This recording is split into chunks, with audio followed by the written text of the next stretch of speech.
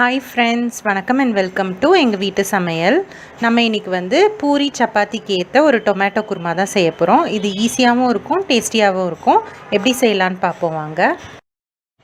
இந்த வீடியோவில் நம்ம வீட்டில் எப்போவும் இருக்கக்கூடிய எளிதில் கிடைக்கக்கூடிய பொருளான வெங்காயம் தக்காளியை வச்சு ஒரு குருமா ரெசிபி தான் செஞ்சு காட்ட போகிறோம். இந்த தக்காளி குருமா வந்து உங்களுக்கு சப்பாத்தி பூரி எல்லாத்துக்குமே ரொம்ப சூட் ஆகும். வாங்க எப்படி செய்வோன்னு பார்ப்போம்.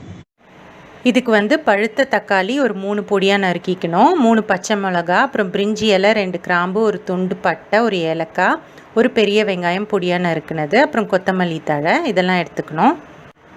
இப்போ வந்து நம்ம ஒரு தேங்காய் மசாலா அரைக்க போகிறோம். அதுக்கு தேங்காய் துருவல் வந்து 1/2 கப்பு, அதுக்கப்புறம் சோம்பு வந்து 1/2 ஸ்பூனு, உடச்ச முந்திரி பருப்பு ஒரு 10 எடுத்துக்கலாம், கசகசா 1 ஸ்பூனு, இதெல்லாம் எடுத்து வச்சுக்கணும். இப்போது இது எல்லாத்தையும் நம்ம மிக்சியில் சேர்த்து நல்லா நைஸாக இதை வந்து தண்ணி சேர்த்து அரைச்சி எடுத்து வச்சுக்கணும்.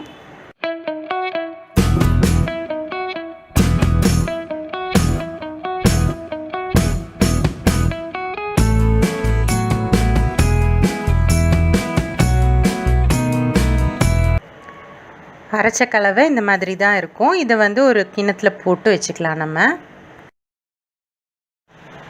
குக்கரில் வந்து 2 டேபிள் ஸ்பூன் போல் எண்ணெய் விட்டுக்கணும். எண்ணெய் விட்டுட்டு நம்ம வச்சுருக்க மசாலா பட்டை, கிராம்பு, ஏலக்காய், பிரிஞ்சி இலை இதெல்லாத்தையும் சேர்த்து நம்ம வந்து தாளிச்சிக்கணும். அடுத்து பொடியாக நறுக்கின வெங்காயத்தை சேர்த்து நல்லா வதக்கிக்கணும்.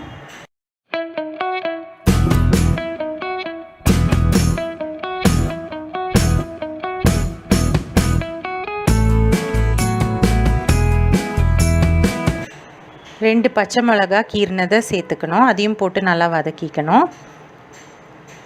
வெங்காயம் வதங்கிறதுக்கு தேவையான அளவு உப்பு சேர்த்துக்கணும்.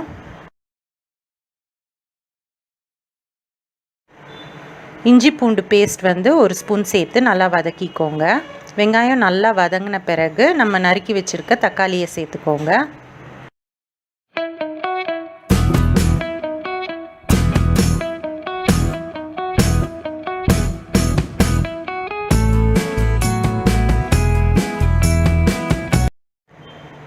இப்போ கொஞ்சமாக மஞ்சத்தூள் சேர்த்துக்கோங்க.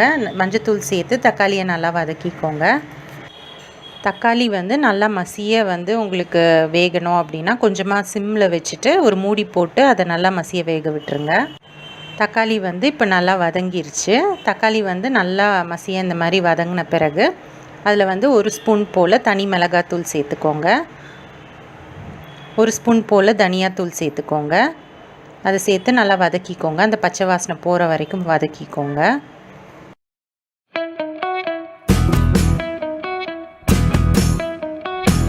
தேவையான அளவு உப்பு சேர்த்துக்கோங்க.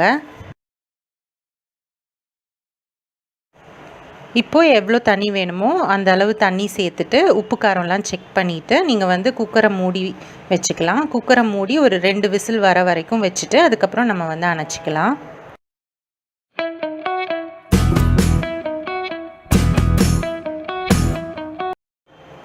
ப்ரெஷர்லாம் நல்லா போன பிறகு நீங்கள் வந்து திறந்து பார்த்து அதை நல்லா கிளறி விட்டுக்கோங்க. நம்ம வச்சுருக்க தேங்காய் மசாலாவை இப்போ நம்ம வந்து இதில் சேர்த்துக்கலாம். சேர்த்துட்டு தேவையான அளவு தண்ணி ஊற்றி அதை வந்து கொதிக்க வச்சுக்கலாம்.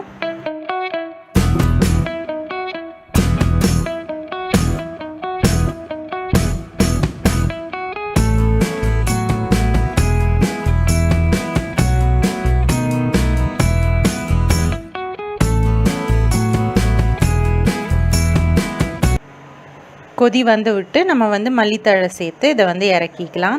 அவ்வளோதான், நம்மளோட சூப்பர் டேஸ்டியான தக்காளி குருமா அருமையாக தயாராகிடுச்சு. இதை வந்து நம்ம பூரி சப்பாத்திக்கெலாம் தொட்டு சாப்பிட்டா சூப்பராக இருக்கும். ஸோ இந்த ரெசிபி நீங்களும் ட்ரை பண்ணிங்க அப்படின்னா உங்களோட ஃபீட்பேக்கை எங்களுக்கு கமெண்ட்ஸில் ஷேர் பண்ணுங்கள். இந்த வீடியோ உங்களுக்கு பிடிச்சிருந்ததுன்னா லைக் பண்ணுங்கள், ஷேர் பண்ணுங்கள், சப்ஸ்கிரைப் பண்ணுங்கள். மறக்காமல் பெல் பட்டனையும் டேப் பண்ணுங்கள். அப்போ தான் எங்களோட ரெகுலர் அப்டேட்ஸ் உங்களுக்கு வந்து சேரும். தேங்க்யூ.